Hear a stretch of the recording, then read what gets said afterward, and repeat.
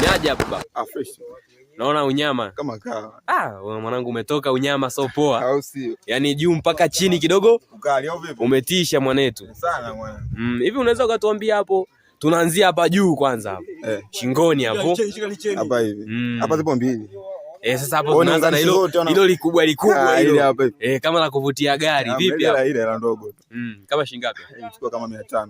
500. 500 au 500? Sitigelewa ni kipi? Unaweza kufilia jelo mwanangu? 500 na 500 basi. 500. Tunarudi na huyo mdogo wake hapo. Huyo hapo. Chukua kama 300. 300. Bei ndogo.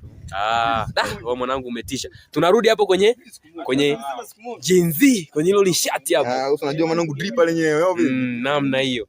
Ili bei ndogo tu mshikaji wangu. Kama 35 watu wanachukua. 35 ya Kitanzania. Ya Kitanzania. Vipi tunarudi hapo chini hapo? Hapa hiyo. Kwenye hilo li trouser nini ile unyama? Unyama au vipi? Vipi hapo? Mbona ila ndogo?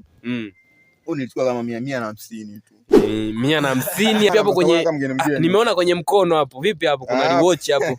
iPhone, iPod. Huu hapa huu si bei ndogo tu. Shilingi ngapi hapo? Nilichukua kama 15. Vipi kwenye huyo mwenzake hapo mcheni hapo? Naona kuna silver hapo. Sema huu niliagiziwa tu. Umetoka? Ulitoka Dubai hapo sema. Semeji wali. Shemu. Shemu wetu. Nitamani leo kwenye interview angekuepo Shemu hapa. Tutakuwa naye mara kibao tu. Sema kwa leo kidogo. Bado kuna scan. Sisi tunakukubali mwanetu. Nimeona kuna nyanyua kidogo hilo lishati. Ile hapa hivi. Naona kuna kitu kimeng'aa bana hapo, kuna mkanda huo mkanda unaendaje? Brand sana. Unajua wasanii wengi wanaachilia kidogo mikanda ya brand ionekane, lakini mimi sina gazi ile. Lakini sasa tumeuona, inabidi uje utuambie na wenyewe. Utuambie hela ndogo tu. 35 tu, mbona tunachukuliwa hapo kwa nani hapo? Kwa mzee Kiox hapo.